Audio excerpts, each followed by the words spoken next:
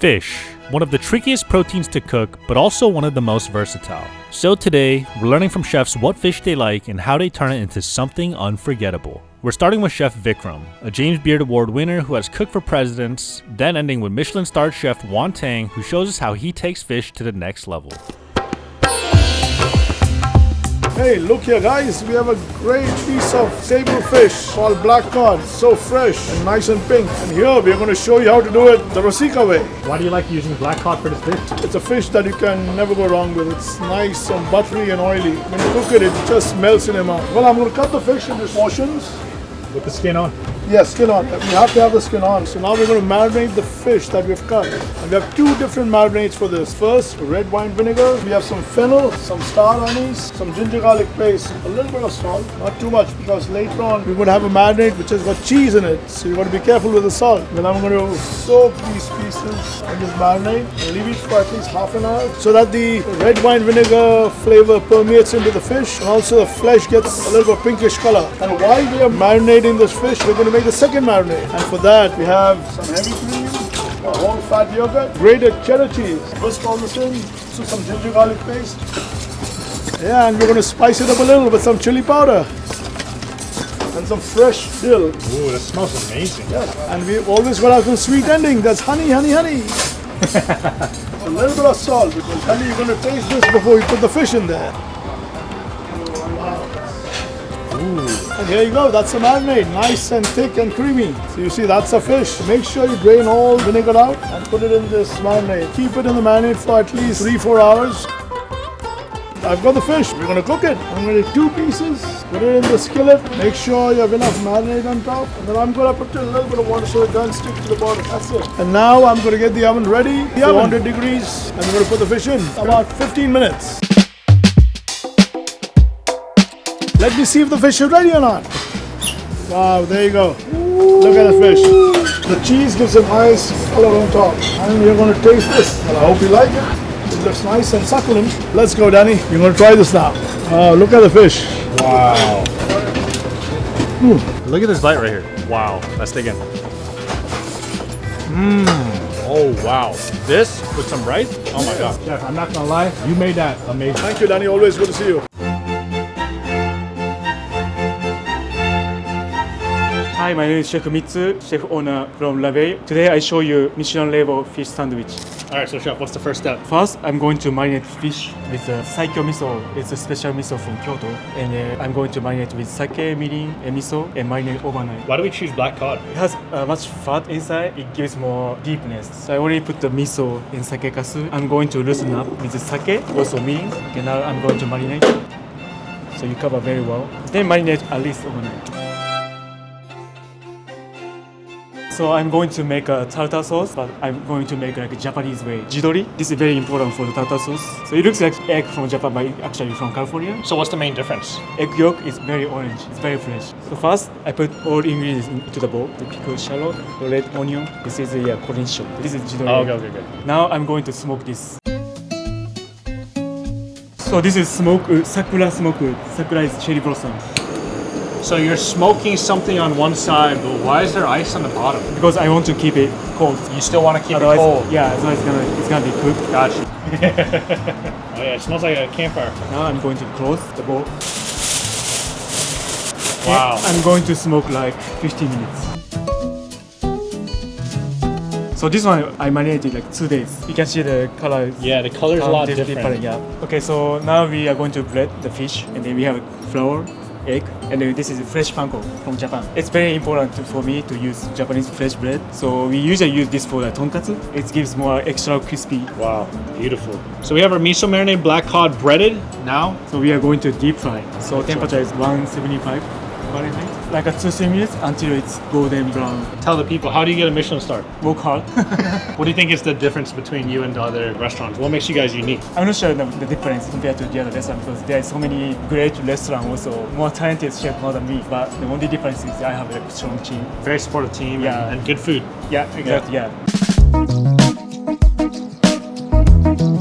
It's not hot. It is, but I'm fine. Okay, now what are we doing here? So let's check the how it's smoky. Dang. That's cool. I think it's fine. So now I'm going to mix with the house-made mayonnaise. So how did you make this mayonnaise? So this is made of egg yolk and Dijon mustard and the rice vinegar. Wow. Also sunflower oil. Rice vinegar. It's nice, like chunky. Sounds And now like I'm going makeup. to put the chive, also the parsley.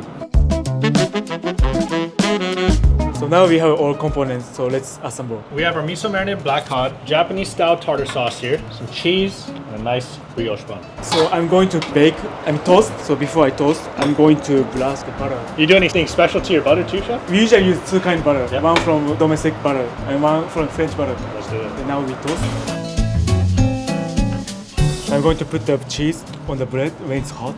Little salt on top. And then good amount of the tartar sauce on the fish. Oh yeah, wow, that's beautiful. So there is a sancho pepper. So this is spice grinder from France. Let's go ahead and grind that. And then it comes down to the Oh. Yeah, I'm gonna put this on top. And then this one, Japanese chili pepper. It has 7 different spices. Wow, just like that. Michelin level fried fish sandwich.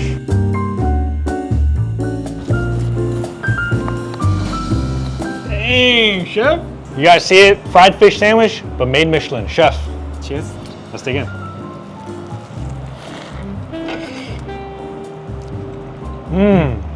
Ooh. Flavors are so complex, it's almost hard to describe. It's so good. It looks very simple, but there are so many flavors. Wow. Best fish sandwich, 100%. 100%. Thank you. Yeah, that is so good. I don't know how anybody's gonna top this.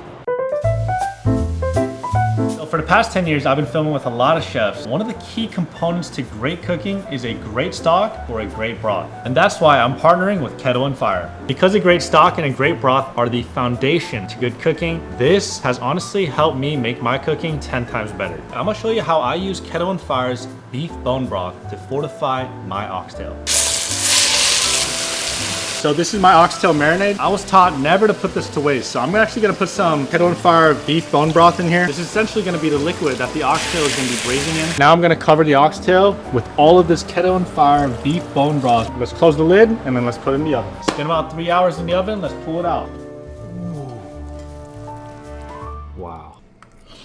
Oh, wow. All right, so there you guys see it. This is how I elevate my meals with Kettle and Fire bone broth. If you're looking for an easy way to elevate your cooking, try Kettle and Fire bone broth today. They've hooked us up so you can get 20% off your order on the link in the description below. Use my code GRUBS20 for 20% off your order. Hi, I'm Chef Jihan from Naminori. Today we're gonna make tamaki out of tile fish. We're about to break down some fish. Aquabest actually scaled most of it, but we just want to just go over and make sure that there is no more scale. There's a lot of bacteria and germs on it, Really? so we want to just make sure that, especially the incision points, they're clear of scales. From the bottom fin here, I'm gonna trace that up and then just take the head off on both sides. Big boy? There's a center bone here. Wow, that is perfect. I just bought this today just for you. Jeez. It's like a workout for your fingers. All right, so I'm gonna just cut down the center here. We're gonna just take the skin off. So we have 2 different knives. One for breaking down the fish and the other for slicing the fish. So I'm just gonna do nice little chunks because the tamaki is about 3 inches long. When we bread it, they also kind of expand a little bit. Got it. If you lay it down, it gets wide, but you want to stand it up, it gets a little shorter. There you go.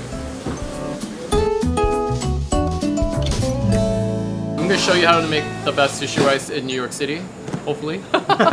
Rice is very important for sushi. We actually have a water filtration system so that we're always using filtered water for our washing and the cooking process. Wow, okay. So we're gonna just dump it in. It's been measured out already. And it's very important in the beginning, as it's getting cloudy like this, you wanna make sure you wanna agitate the rice. And it's like the rice brushing each other. Just very quickly, just letting some out. How many times do you wash the rice? 3 times. So we don't want to use the strainer from the beginning because it's gonna, between the mesh, it's gonna break up the rice. They always have sometimes stones in there. So as you're washing, you're also looking for these kind of imperfections. So this is the 3rd time. So when I'm at home, I shouldn't use tap water to wash my rice? No, I mean, it's fine. We're just trying to make the best sushi rice in New York City. So I would say that most omakase restaurants are using filtered or bottled water in New York City. Yeah. So you can see the water is a little bit more clear. So this will be the last time we do it. bowl, and then I have a strainer over here. So now you're going to use the strainer. Basically, we want to make sure that we get all those fragments out. So every single grain of rice is like nice, perfect shape, and all the small ones we're going to try to get out. While this is filling up, I'm going to lift it up and just create like this little vortex in the middle that's going to suck in all the small bits. So I'm going to do this about 10 times. Is this some sort of technique that you learned? I definitely did not make this up. So it's like pretty clear now, and then we can see all the little fragments straining down, and we do like a 5-minute timer.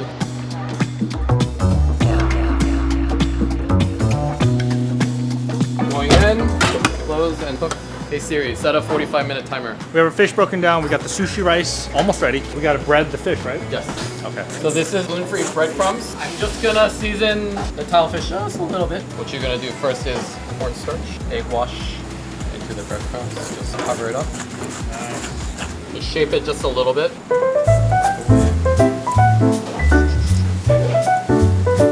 All right, we have our breaded tile fish. Now it's time to fry it. So these are gonna go into the fryer. Just drop them down. And then we're gonna cook for about 2 minutes. Hey Siri, set a 2-minute timer. Why'd you start cooking, chef? I actually learned it as a form of punishment.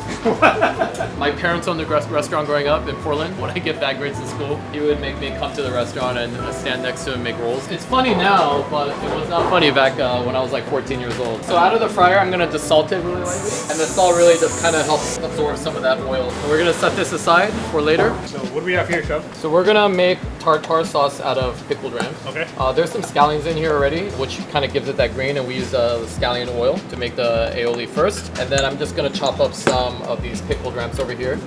Stems and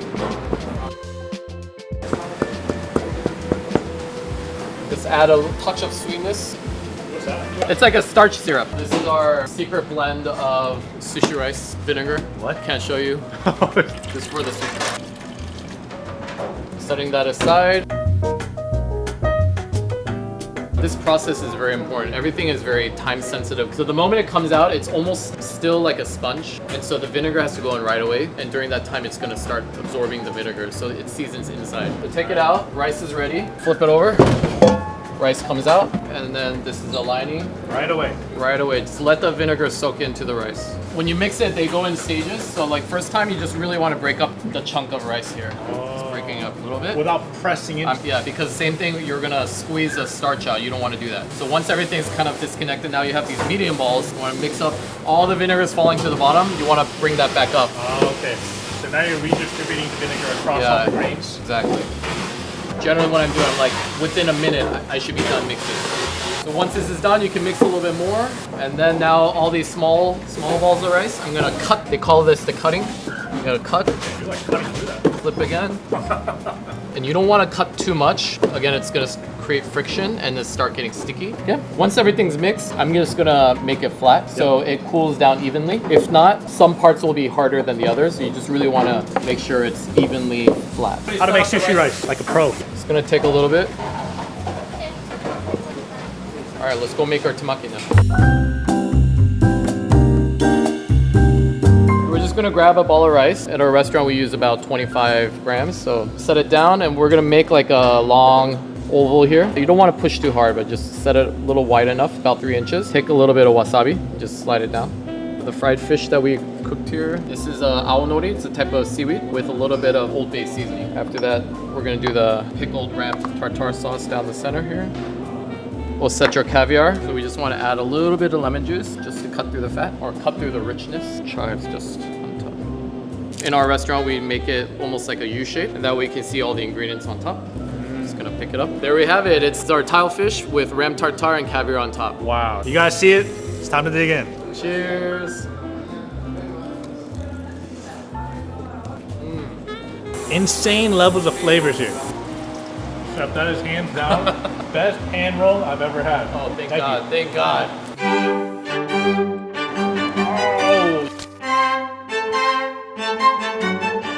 Hi, I'm I'm Chef Yuan Tang, and I'm here at Rooster and Owl Michelin-star restaurant in Washington, D.C. I'm going to show you how to turn this fish fancy. So what type of fish are we working with today? So this is called a fluke, or sometimes it's known as a summer flounder. It is a little bit underutilized, I think, in most home kitchens, but I'm going to show you how we treat it as a restaurant would. We're actually going to do a version of a steamed Cantonese ginger and scallion fish, one of my mom's favorite when she was alive, so this is something of a tribute to her. This fish is already scaled for me. I'm just going to dry it off a little bit. He has two eyes on one side. Yeah, that's right. There's no eyes on this side. So first thing I like to do is I like to clip off the fins here. That makes it a little bit easier for me to work with. We're gonna just take a pair of kitchen scissors and we're gonna clip off. Just follow the line. Do the same thing on the other side. Take these guys off too. So I like to use two different types of knives for this. One is just a more sturdier knife, so you kind of want to avoid doing that. And then I'm gonna make an incision here following this line. So now I like to use something that's a little more flexible to get the fillets off. And what I would do is I would just start right here at the backbone and kind of just get the rounded edge. So this is where the spine is, and there's going to be a raised part right here. And what I'm going to do now is going to flatten my knife, and I'm going to just follow the bones. And then again, you just want to lift the fillet up and kind of follow the line, and that's the fish roe, and that's how you're going to get the fillet off. Okay, and then we're going to do the same thing on the other side. So that's the roe? So that was just a little bit of the innards that we punctured, so we don't really want that because it alters the taste of the fish. So that is a good what not to do. So these are two fillets. The other side kind of works very similarly.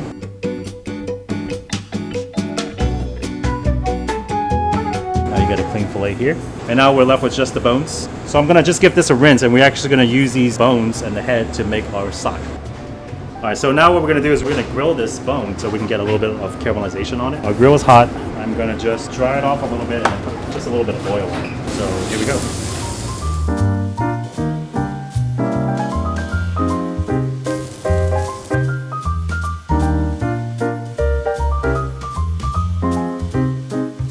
So a trick I learned about making fish stocks, or fumets is what they call in French kitchens, is use cold water. What I find with cold water is that it extracts more of the flavor without bringing out the impurities. So it's going to give you a nicer tasting broth without it tasting too muddy. And then we're never really going to let it boil. We're going to let it simmer for about an hour. So what I want to do now is actually just rinse off the fish, make sure that it's clean. Because the flesh is so delicate, I really don't want to run this under running water. So I have just a little bit of ice water that I'm going to submerge my fillet in and get rid of any of the scales or any impurities that we don't want. Top side, belly side. So I'm just going to prep some ginger. The first thing I'm going to do is I'm going to make a scallion and ginger condiment. We're going to fry up some of these ginger julienne. This is going to be for a garnish element for our fish dish. Put it in while it's cold. And it's going to slowly bring up the temperature. So as you can see, it's coming up to temperature and it's starting to bubble away. That's exactly what we want. While that's going, I'm going to make my ginger and scallion condiment. And again, I'm going to start with just a little bit of oil.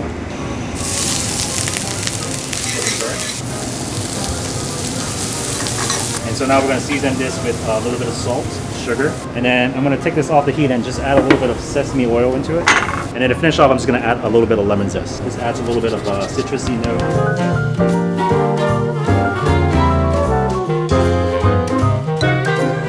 Okay, so now I'm going to show you a trick to kind of elevate any dish that you have at home. This is going to give a lot of flavor, a lot of bright color. So we're going to make a char scallion oil. This is one of my favorite oils to use in my restaurants. It makes any dish really instantly better. Same thing, we're going to oil some of our scallions and then season with just a little bit of salt and pepper. Okay, so we're going to do the same thing, we're going to grill it. And then separately, we're also going to use a little bit of green chives to give it that green color and that sort of oniony flavor.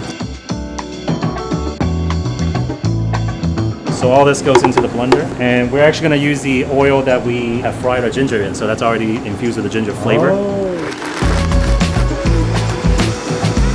So I'm going to add even more chives.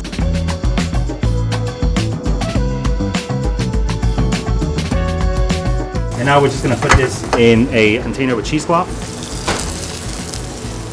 So right now we're just going to let gravity do the work. As you can see, just putting it in there, the oil is going to automatically separate. Wow. All right, so we got the oil, we got the fish. I'm gonna make a quick sauce, and then we're gonna plate. We're gonna take some of the fish fumet that we made earlier. Got some finished stock here. Let's just let it reduce a little bit by about half to concentrate the flavor. Wow. We're gonna use this as the base for our cooking vessels. We are gonna use the whole block of butter to cook this fish. Oh my god. So it's gonna be good. Cold butter works great. And then I'm gonna add just and we're gonna just slowly whisk this butter in.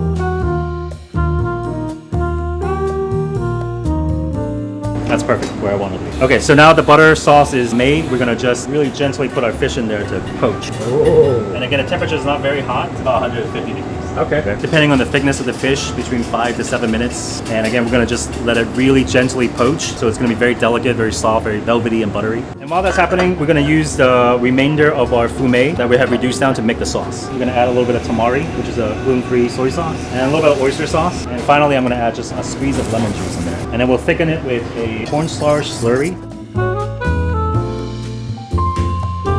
So now I'm gonna check in on my fish. About halfway through, I'm gonna just give it a flip. And while that's finishing up, I'm gonna make my final garnish. A bit of olive oil, salt and pepper, and a squeeze of lemon juice. So the fish is all done cooking. It's been about 7 minutes. Now it's time to plate.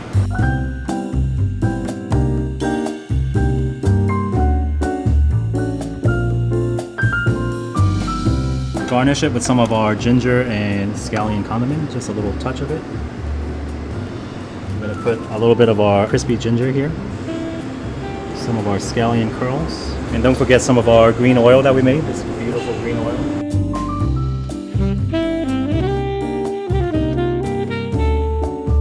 So there you have it. This is our interpretation of the Cantonese style steamed ginger and scallion flounder. All right, chef, we gotta dig in.